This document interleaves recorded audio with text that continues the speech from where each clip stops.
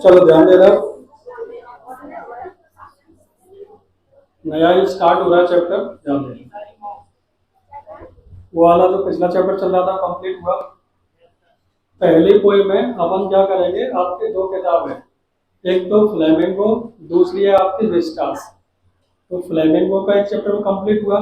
अब क्या है, आपका पोएम सेक्शन भी साथ साथ में पढ़ेगी, क्योंकि आपका जुलाई के बाद अगस्त सितंबर में आपका एग्जाम होता है क्वार्टरली। उसमें राजू एग्जाम में आपके दो चैप्टर पूछता है फ्लेमिंगो से, दो विस्टास से, और एक दो पोएम पूछता है क्वार्टरली में। हाफ ईयरली में 4-5 चैप्टर दर से, 5 चैप्टर विस्टास से, 3 पोएम, और फाइनल में तो पूरा आएगा ही। तो अपन तीनों चीजें साथ में लेके चलेंगे। हो सकता है कुछ टीचर्स पहले पूरी एक किताब खत्म कराते हो, वो पैटर्न गलत है, पेपर में दिक्कत आएगी आप। तो आज आपकी फर्स्ट पोएम है, उसको ध्यान से समझो, ठीक है कि नहीं?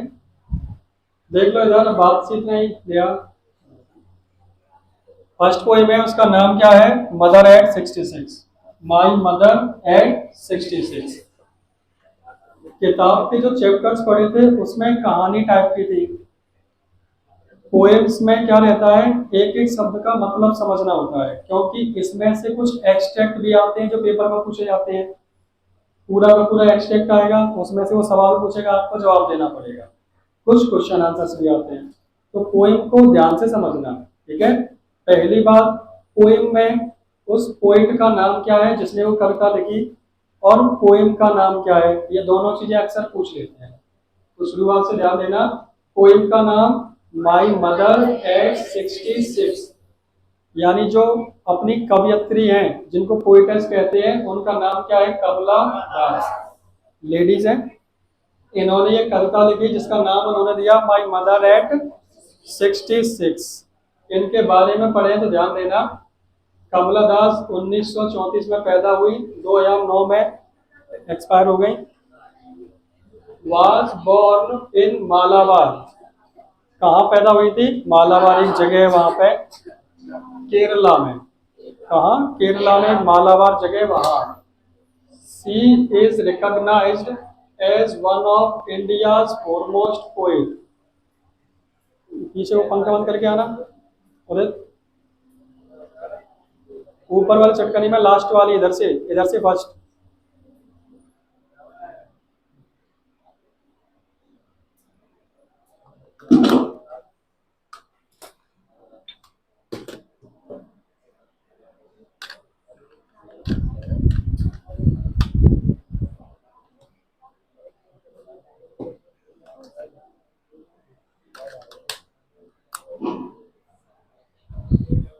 ध्यान देना, C is recognised as one of. Recognise का मतलब जानी जाती है, रिकॉग्नाइज का मतलब जानना पहचानना होता है, इसका मतलब हुआ जानी जाती है।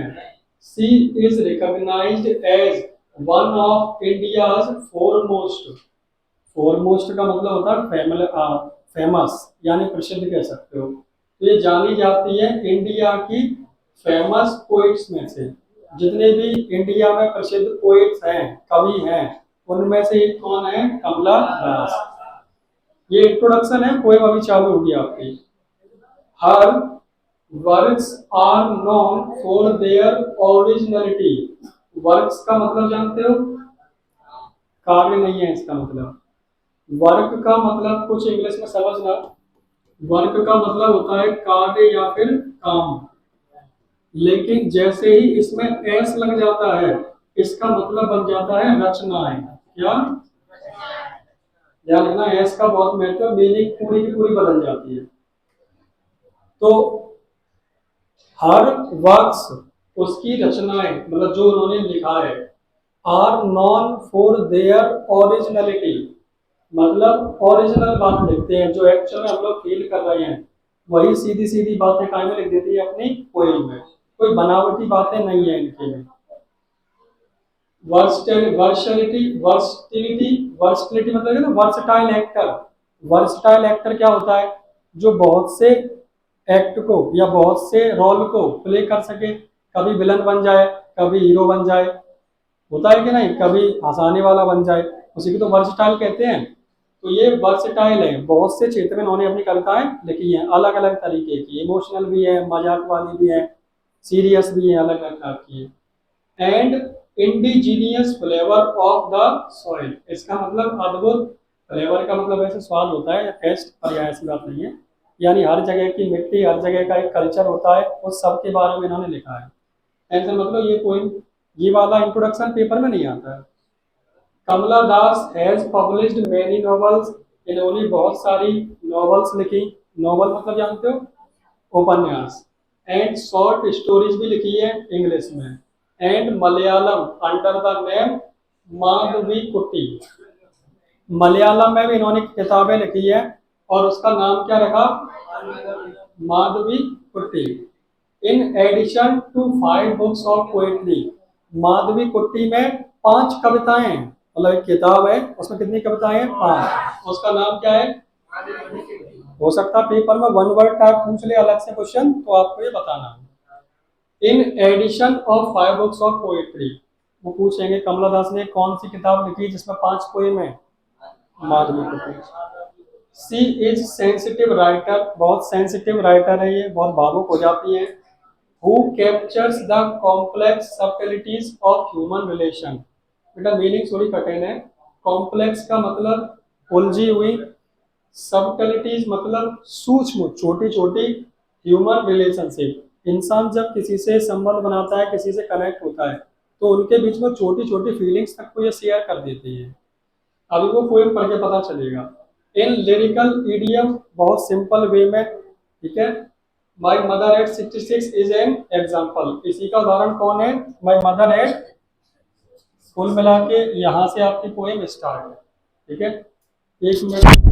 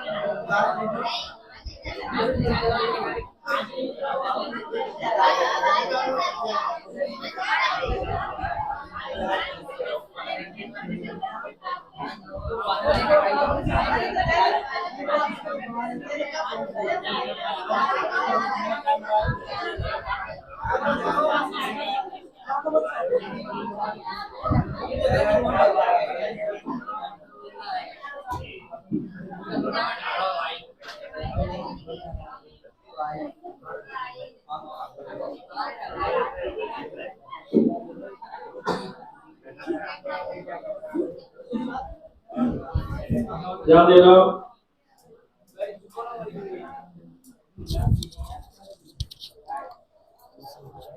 अच्छा, एक और कृपा करना, कोई टेबल पर लिखा पढ़ी मत करना बेटा, पढ़ी अगर अच्छा लगता फला अपना नाम लिख जाओ। अगर ऐसा नाम लिखने का मन करे तो टेबल उठा घर ले जाना अपने।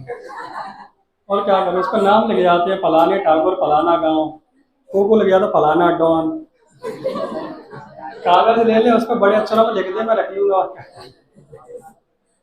ध्यान देना। अब यहाँ से आपकी कोई भी स्टार्ट है, पेपर में ये पूछेगा वो नहीं, इंट्रोडक्शन नहीं। हाँ, एक दो चीज पूछ सकता है। उदय माधवी कुट्टी पोएम की किताब लिखी, उसमें 5 पोएम थी, उसका नाम क्या था? माधवी कुट्टी। हाँ, पोएम की पोएट्रेस कौन है? कमला दास। पोएम का नाम क्या है? My mother at 66। अब सुनना यहाँ से ध्यान से। Driving from my parents home to Cochin. अब क्या है, जो कमला दास है अपने घर घूमने आई थी। अब यहाँ से जहाँ वो रहती है, नौकरी कर रही है या पढ़ रही है, जो भी कुछ कर रही है, तो वहां जा रही है। तो ड्राइविंग यानी कार चलाते हुए जा रही है कहाँ? कोचिन एयरपोर्ट है ये, कोचिन एयरपोर्ट। कब जा रही है? Last Friday. अब एक एक नंबर के सवाल पूछता है इसमें। वो पूछेगा what was the day when the poetess was driving. कौन सा दिन था वो? अगला क्वेश्चन पूछ लेगा where was the poetess going. कहाँ जा रही है? कोचिन एयरपोर्ट। ठीक है। व्हाट समय कौन सा था? मॉर्निंग का। I saw my mother. मैंने अपनी माँ को देखा। Beside me. मेरे बगल में बैठी हुई थी। मैंने अपनी माँ को देखा मेरे पीछे। सुबह 8 बजे ये हुआ, पूरा पढ़ा दिया, वीडियो का स्टार्ट रिकॉर्डिंग करी नहीं, अभी तो चल रही है। तो मेरे कहाँ बैठी हुई है वो? बगल में। जैसे मैं कार चला रही हूँ, मेरे बगल में कौन बैठी है? इधर मान लो डोज। अब एक एक मीनिंग पे ध्यान देना, पेपर मीनिंग पूछेंगे। डोज का मतलब होता है शॉर्ट स्लीप। क्या? हल्की सी नींद ले लेते हैं कुछ लोग, चलती कार में या बस में सो जाते हैं। ओपन माउथेड, मुंह फाड़ के सोते हैं कुछ लोग, होता है। और जैसे मक्खी भिनवा सोते ही कर रहे हैं पर मुंह बंद नहीं करेंगे।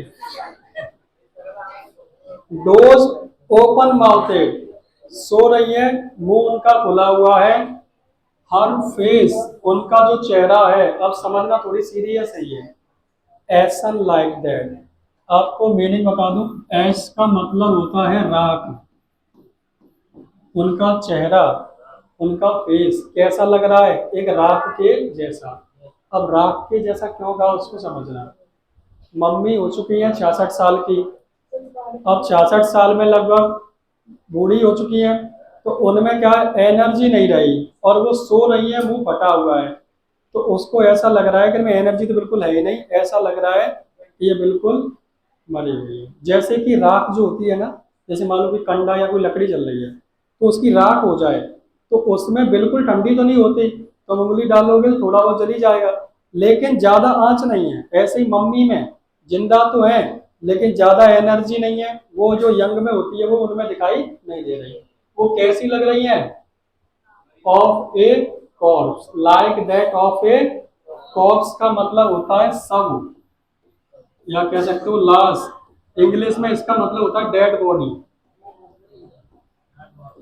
तो उसे ऐसा लग रहा है कि मेरी मम्मी सो रही है, उनको देख के ऐसे ऐसा फील आ रहा है कि जैसे कि डेड बॉडी है ये। मतलब कोई एनर्जी दिख ही नहीं रही। जैसे कोई बूढ़ा वाला कभी सो जाए बिल्कुल साइलेंट, हिले डुले बिल्कुल ना, तो कभी तो उसको देख के गलत फीलिंग आने लगती है, इससे डर लगने लगा।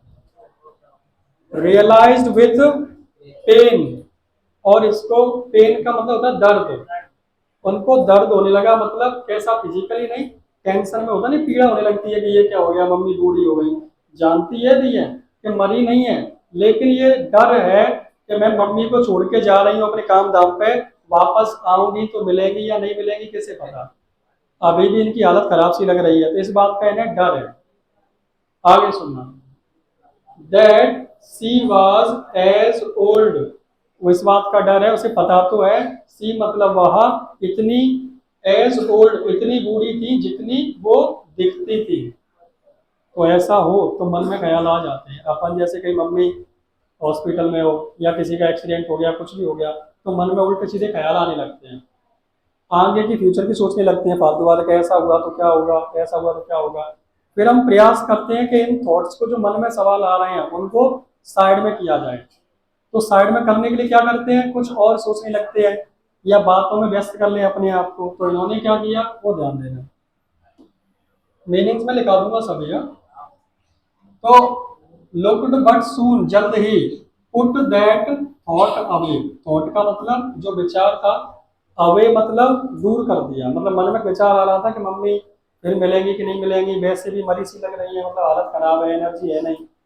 And looked out young trees sprinting, अब क्या हुआ, इन्होंने खिड़की से बाहर देखा, काई के लिए, ताकि जो मन में ख्याल आ रहा है वो ख्याल मन में ना आए। तो बाहर देखने लगो तो मन लग जाएगा, लेकिन कहते नहीं है जो चीज ना देखना चाहे वही हमें दिख जाता है। जैसे मैं कह दूं सुनो इधर मत देखना, देख मत लेना बिल्कुल, तो कहीं ना कहीं थोड़े जागे कैसे क्यों कर रहे हैं, देख तो लो आगे है कैसे एक ऐसा मन में होता है, मन में कोई ख्याल आ रहा है लेकिन फिर भी आप नहीं चाहते ये ख्याल आए, लेकिन ना चाहते हुए वो आ जाता है। अब जब इन्होंने खिड़की के बाहर देखा तो क्या देखा, यंग ट्रीज, पेड़ों को कैसा बोला इन्होंने, यंग ट्रीज स्प्रिंटिंग। इस स्प्रिंटिंग का मतलब होता है, पेपर में पूछता है स्प्रिंटिंग का मतलब, तो इसको कहते हैं शॉर्ट फास्ट रनिंग। आप सोच रहे होगे सर मैं इंग्लिश में क्यों बता रहा हूँ, क्योंकि पेपर में इंग्लिश में ही लिखना पड़ेगा। हिंदी सुन लो, शॉर्ट मतलब छोटी, फास्ट मतलब तेज, रनिंग। जो लोग दौड़ देते होते हैं, तैयारी कर रहे हैं, दौड़ने के बाद कहते हैं आया स्प्रिंट मार ले, स्प्रिंट मार ले मतलब 100 मीटर या 200 मीटर की तेज रेस दौड़ ले। स्प्रिंट का मतलब होता है कम दूरी बहुत तेजी से दौड़ना। वो कहती है कि जो पेड़ हैं स्प्रिंटिंग कर रहे हैं, बहुत तेजी से भाग रहे हैं पीछे की ओर, किस ओर, मान लो मेरी कार आगे जा रही है, अपन बच्चे थे तो बचपन में मैंने तो गौर किया था, मजा भी आता था कि बस में जा रहा हूँ तो लगता था कि चंदा या सूरज अपने साथ चल रहा है, ऐसा फील होता है कि नहीं, बादल साथ चल रहे हैं। या फिर कार से जा रहे हैं तो स्पीड में अपन आगे जा रहे हैं, पेड़ पीछे की तरफ भागते हुए नजर आते हैं। अगर आप वैसे देखोगे ये लगेगा हम आगे नहीं जा रहे, पेड़ पीछे भाग रहे हैं। तो ऐसे इसको लग रहा है young trees sprinting, young trees क्या कर रहे हैं, पीछे की ओर भाग रहे हैं। द मैरी चिल्ड्रन, मैरी का मतलब होता है हैप्पी, ये जो मीनिंग है मैं अभी लिखा दूंगा, बाद में नीचे लिखी है। मैरी मतलब हैप्पी, चिल्ड्रन बच्चे, स्पिलिंग, इस स्पिलिंग का मतलब है एक साथ भारी संख्या में बाहर निकलना, एक साथ भारी संख्या में, इंग्लिश में कहेंगे मूव आउट, मूव आउट बाहर निकलना, इन अ लॉट ऑफ या ग्रेट नंबर, बहुत ज्यादा संख्या में।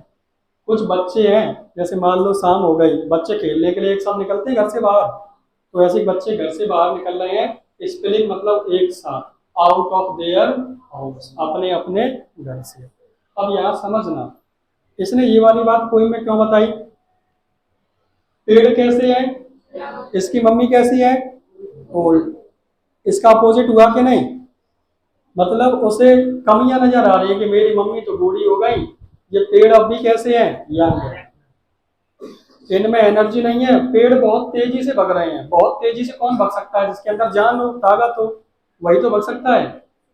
फिर बच्चों के बारे में बताया कि खुशी बच्चे, मेरी मम्मी दुखी हो सकती है, बच्चों की जिंदगी अभी शुरू हुई है, इनकी लाइफ अभी स्टार्ट हुई है, और मेरी मम्मी की अंत पे आ गई। तो इसमें आपको एक शब्द मिलेगा क्वेश्चन आंसर में, कॉन्ट्रास्ट, क्या आंसर में मिलेगा। तो कॉन्ट्रास्ट का मतलब होता है एक दूसरे के विपरीत होना, एक दूसरे के, मम्मी ओल्ड है, पेड़ जवान है, यंग है, बच्चों की जिंदगी शुरू हो रही है, मम्मी की, तो बाहर देख के ये उल्टे थॉट और आ रहे हैं, ठीक है। पूरा क्या हुआ फिर से सुनना, कि जब कोई अपनी माँ के साथ कोचिन एयरपोर्ट जा रही थी तो उसके मन में ख्याल आया, वो चेहरा लग रहा था राख जैसा और बॉडी लग रही थी डेड बॉडी जैसी, उसके मन में उल्टे सीधे ख्याल आए तो उसने अपने ख्यालों को हटाने के लिए खिड़की से बाहर देखा। खिड़की से बाहर देखा तो उसे दिखाई दिए यंग ट्रीज स्प्रिंटिंग करते हुए, तेज भागते हुए, मैरी चिल्ड्रन यानी खुशी बच्चे हंसते खेलते घर से बाहर निकल रहे हैं। ये सब चीजें उल्टी हैं, किसकी? उसकी मम्मी की। But after the airport security check, airport पे आप जाते हो तो बाहर ही CISF वाले फौज लगी रहती है वहाँ, आपको चेक करेंगे, आपका टिकट देखेंगे, बैग चेक करके जो उसको जाना होगा वही अंदर जा पाएगा, बाकी सभी लोग बाहर, और बैरिकेड लगे रहते हैं। तो कह रहा है after airport security check, airport पर सिक्योरिटी चेक होने के बाद स्टैंडिंग अ फ्यू यार्ड्स, कुछ ही दूरी पर खड़े हुए थे। कौन? पोएट यानी जो कमला दास से खड़ी हुई हैं, और उधर कौन खड़ी हुई है? उनकी मम्मी। ये मान लो इनकी बूढ़ी मम्मी है। Away I looked again at her, मैंने फिर से अपनी माँ की तरफ देखा। वैन पेल, इस वैन का मतलब है, मतलब उनके चेहरे से कलर उड़ा हुआ है, यानी कमजोर सी लग रही हैं। पेल का मतलब कमजोरी के कारण या थकान के कारण चेहरे के कलर उड़ जाता है ना, दिखाई देता है थका थका सा, उसको कहते हैं पेल। ऐसी इनकी मम्मी दिख रही हैं। और उनका चेहरा कैसा लग रहा है? एज लेट विंटर्स मून, सर्दियां का जो चंद्रमा होता है ना, वह उससे कंपेयर किया है। पूरे पोएम का मोस्ट इंपोर्टेंट क्वेश्चन है, इनकी माँ का चेहरा कैसा लग रहा है? लेट विंटर मून की तरह। क्वेश्चन में पूछेगा पोएटेस ने अपनी माँ को लेट विंटर मून की तरह क्यों कहा? तो सुनो, सर्दियों का चंद्रमा ज्यादा रोशनी नहीं देता, शायद आपने देखा हो तो। गर्मियों में चंद्रमा निकलेगा ऐसा लगेगा किसी ने वो लाइट लगा दी है, पूरे में उजाला हो रहा है। लेकिन सर्दियों में जो चंद्रमा निकलता है हल्का सा दिखाई देता है, धुंधला धुंधला, ज्यादा रोशनी नहीं देता। वैसे फिजिकली इसका कोई कारण पता है आपको? चंद्रमा की खुद की कोई रोशनी नहीं है, ध्यान रखना, वो सूर्य से चार्ज होता है, तो चार्जिंग वाला बल्ब मान लो। गर्मियों में सूरज अच्छे से निकलता है तो उसकी रोशनी में ये दिखता नहीं है, होता तो तब भी है, लेकिन उसकी रोशनी के सामने ये दिखता नहीं है, और उससे ये चार्ज सा हो जाता है। जब वो ढलता है तब फिर कौन दिखाई देने लगता है? लेकिन सर्दियों में क्या हुआ? धूप निकली नहीं ज्यादा, तो वो चार्ज हो नहीं पाया। जब बैटरी चार्ज नहीं हो पाएगी तो कैसी होगी? डिम होगी कि नहीं? तो चंद्रमा रोशनी कैसी देता है? कम कम। तो इसने कंपैरिजन क्यों किया? उसने कंपैरिजन इसलिए किया, बेटा सुनो, वो डिम को चार्ज तुम करते रहना, मैं अपना, हाँ सुनो, तो उन्होंने अपनी माँ को चांद से, सर्दियों के चांद से कंपेयर किया। उसका कारण क्या था? जैसे चंद्रमा की रोशनी धीमी हो जाती है, इनकी मम्मी की एनर्जी कैसी हो गई है? धीमी। अब वो दौड़ भाग ज्यादा नहीं कर सकती, ज्यादा एनर्जी उनमें नहीं है, तो इनका कंपेरिजन किया उसकी माँ से। दूसरी बात, जिस तरीके से चंद्रमा शीतल और शांत होता है, इनकी माँ भी कैसी है? बिल्कुल शांत स्वभाव हो चुका है, बढ़ापा है, शांति है। बाद में बता देना। एंड फेल्ट दैट, और फील हुआ क्या? कंपेरिजन कर दिया, फिर उन्हें फील हुआ फैमिलियर एक, इसका मतलब भी होता है पेन, मतलब दर्द। फैमिलियर एक क्या होता है? पारिवारिक दर्द। कौन सा दर्द? अभी बताऊंगा। माई चाइल्डहुड फियर, मेरे बचपन का डर। एक क्वेश्चन आएगा, पोइट के बचपन का डर क्या है? हम सबके बचपन का डर है वो। छोटा बच्चे जब अपन होते हैं और मम्मी अगर छोड़ के जाए तो छोटा बच्चा रोता है, उसे ऐसा लगता है कि छोड़ के गई फिर मिली कि नहीं मिली, कहीं मुझे अकेला ना छोड़ जाए, तो रोने लगता है कि मुझे भी साथ में ले चलो। वैसे किसी पे भी खेलता रहे, लेकिन अगर वो जा रही होगी तो मम्मी पे ही जाएगा, दूर में लौट जाएगा, ले चलो ममा ने तो अकेले जाने नहीं देगा वो। ऐसा होता है कि नहीं? अपने साथ खुद ऐसा होता था, बचपन घर में सबसे छोटा हूँ, और जब भी मवानी मम्मी जाती तो हमें जाने, उस समय ये मान लो कहते सुनो नहीं ले जाएंगे, मैंने मम्मी ने ले चला, एक माँ पैसा नहीं मांगेगा, हाँ नहीं मांगेंगे, कंडीशन रखी जाती है। आमन पे नहीं चढ़े हो, आम के पेड़ लगे मामा तो अड़गड़ा खेलते कि हाथ पे नहीं टोला, कि हाथ नहीं टोला। जे मान लो एक समझौता पूरी लिस्ट बनाई जाती, और मैं सब पे एग्री कि तुम कहो वैसे, और जैसे ही मैं वहां उतरा पैसे भी मांगे जाते, आम पे भी चढ़ते, कि अब तो आ गए, अब क्या है। लेकिन कहीं ना कहीं मम्मी को अकेले नहीं जाने देते बच्चे, कारण इनको लगता है कि कहीं वापस आए या ना आए। आज ये अपनी माँ को छोड़ के जा रही है नौकरी पे, इनको ये डर लग रहा है कि 66 उम्र की है, मैं वापस आऊंगी तब तक पता नहीं मुझे मिलेगी या नहीं मिलेगी, इस बात का मन में डर है।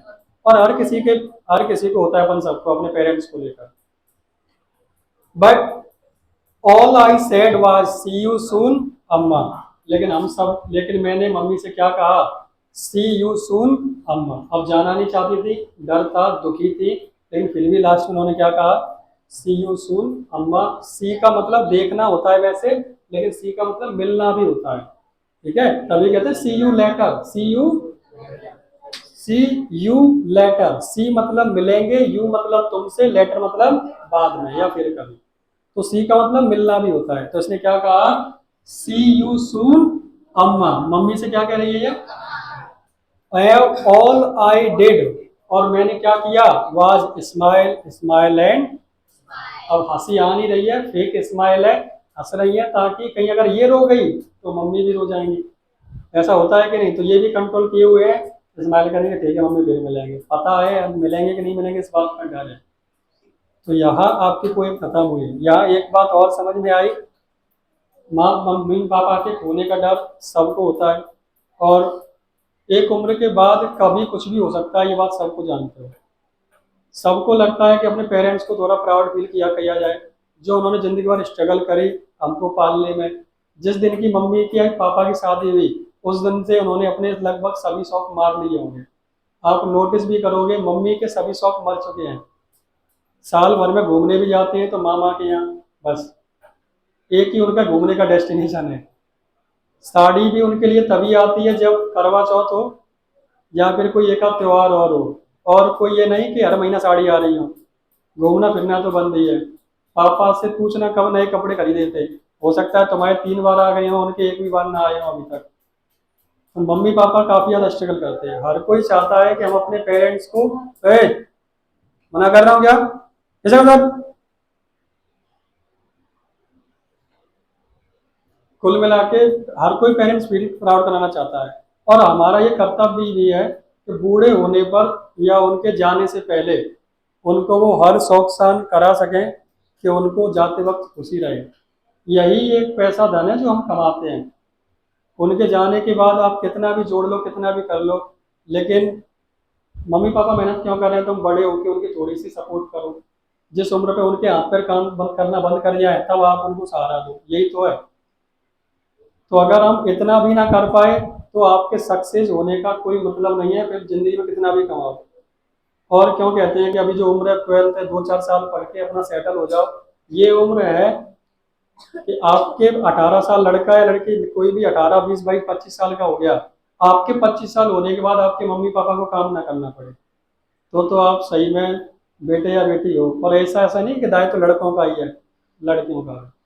पढ़ लिख के आजकल हर प्रकार के काम दिमाग के रह गए हैं, कोई नहीं कह रहा तो मजदूरी करो, दिमाग से बहुत सारी नौकरी है, घर बैठ के नौकरी है, बता रहा हूँ। अब बस हम उस ओर देखते नहीं है।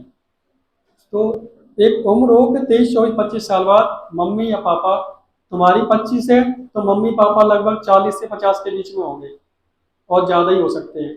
तो बस बहुत है, उन्होंने कर लिया। अगले 10, 15, 20 साल जो जीने वाले हैं, घर पे बैठे इज्जत सम्मान से खाए पिए चैन से रहे। अभी भी उन्हें अगर गेहूं काटने जाना पड़ रहा है, या सिक्योरिटी की या कोई भी नौकरी करनी पड़ रही है, तो तुम्हारे बड़ा होने का कोई मतलब नहीं है। ये बात हकीकत है, सच बता रहा हूँ। इस बात पर गौर करें। काम धाम तो कर ही लोगे तुम, 30, 32, 28, 29, 30 पे जाके कमाए, तब तक उनकी खेल खराब हो गए, आधी बीमारियां बन गई काम करते करते। तो दिक्कत है। 2-4 साल 12th के बाद, ये 12th अगले 2-4 साल तक सेटल्ड हो लो, तो वो फ्यूचर है, मजा आएगा। नहीं फिर क्या मतलब, अपनी तो तुमने गाड़ी ले, लेकिन जिसने तुम्हारे लिए सेक्रीफाइस किए, उसके लिए तो कुछ फायदा मिले, ठीक है कि नहीं। तो 2-4 साल ढंग से पढ़ना। ये डर सबको होगा मम्मी पापा के जाने का, सब लाडले होते हैं, किसी की मम्मी फेवरेट होती है, किसी के पापा, ऐसा होता है। बट उनको प्राउड फील कराना ये नहीं है तो 5 मंजिला घर बना दिया बस, उनको काम धाम से छुटकारा मिले, थोड़ा घुमाओ फिराओ। अगर वो 100 मांगे तो 1000 दो, इस लायक हो जाओ। और वो ये कहें कि लला 100 रुपया चाहिए, तो उन्हें मत पूछो काय के लिए चाहिए, जब पकड़ो एक्स्ट्रा पकड़ो, तो उनको फील होता है कि हाँ अब हम आओ घर सही है वो। समझ में आ रही है बात? तो यहाँ जो थी अपनी कमला दास, इनको इस बात का डर है, सक्सेस हो चुकी है, लेकिन मम्मी से दूर जाने का डर इनको आज भी है। पोएम आपकी यही खत्म होती है। कुछ क्वेश्चन आंसर से देखते हैं। अच्छा, इसकी मीनिंग्स जो है वो नहीं आपको लिखा पाएंगे।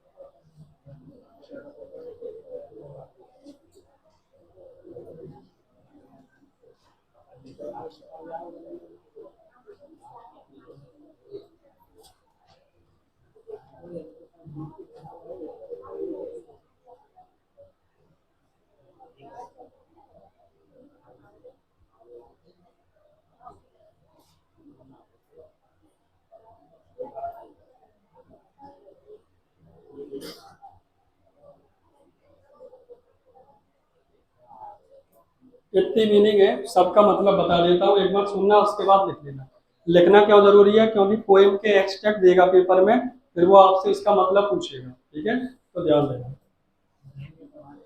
डोज, डोज का मतलब शॉर्ट या लाइट स्लीप। शॉर्ट स्लीप कह सकते हो, हल्की सी नींद ले लेना। और लाइट का मतलब भी हल्का होता है, कहते हैं लाइट कलर, मतलब हल्का कलर। तो शॉर्ट का हो चाहे लाइट का हो, स्लीप, जो हल्का सा नींद ले लेते हैं चलते फिरते, उसको क्या कहते हैं? डोज। अगला एशन। एशन का मतलब राख जैसा होता है। यहाँ कहेंगे बहुत ज्यादा। पेल, पेल का मतलब कमजोर भी होता है। क्या होता है? कमजोर भी। लाइक आस, जैसे चेहरे का कलर उड़ जाता है, चेहरे के कलर उड़ जाते हैं, कहते हैं उसका चेहरे का कलर उड़ गया। कब उड़ गया? उसे कोई टेंशन हुई या कुछ हुआ तो चेहरे के कलर उड़ जाते हैं, उसी को क्या कह रहे हैं? एशन। कॉप्स का मतलब क्या है? डेड बॉडी, मतलब लाश। स्प्रिंटिंग का मतलब, इसको काट देगा, दूसरा लिखाऊंगा, शॉर्ट फास्ट रनिंग। स्प्रिंटिंग का मतलब यहाँ इसका मतलब क्या बनता है? Short fast running. मतलब शॉर्ट मतलब छोटी, फास्ट मतलब तेज, रनिंग मतलब भागना। छोटी दूरी कोई भागता है जल्दी से, उसको स्प्रिंटिंग कहते हैं। स्पिलिंग का मतलब है to move out. Move out मतलब निकलना। इन ए ग्रेट नंबर्स, मतलब बहुत ज्यादा संख्या में। बच्चे एकदम खेलने निकल रहे हैं या स्कूल की छुट्टी होती है एकदम निकलते हैं, उसी को स्पेलिंग कहेंगे। क्या कहेंगे? Spelling. Move out in great numbers. Paper में इंग्लिश में ही लिखना है, इसलिए मैं आपको बता रहा हूँ, हिंदी समझा रहा हूँ पूरे की। वैन का मतलब होता है अननेचुरली। एक तो होता है नेचुरली, एक कैसा होता है? जो नेचुरली नहीं है। जैसे बुढ़ापे में कोई कमजोर होता है, वो नेचुरल है। तुम अभी से कमजोरी दिखाई दे, वो क्या कहलाया? अननेचुरल। अननेचुरली पेन, मतलब अप्राकृतिक रूप से कमजोरी उनमें दिखाई दे रही है। एज फ्रॉम फिजिकल, तो इसको भले मत लिखना। मतलब अप्राकृतिक रूप से वो कैसी हो रही है? कमजोर दिखाई दे रही है, इसको भले मत लिखना। एक का मतलब क्या होता है? पेन मतलब दर्द। पेपर में दो पूछी जाएंगी, स्प्रिंटिंग, कॉप्स और डोज और स्प्लिंग। ये चार मीनिंग पेपर में पूछते हैं, इसके अलावा शायद ही कभी पूछे। वैन बहुत कम होती है, ये भी पूछ लेगा। गिनी चुनी मैंने लिखा है, इसको नोट कर लेना।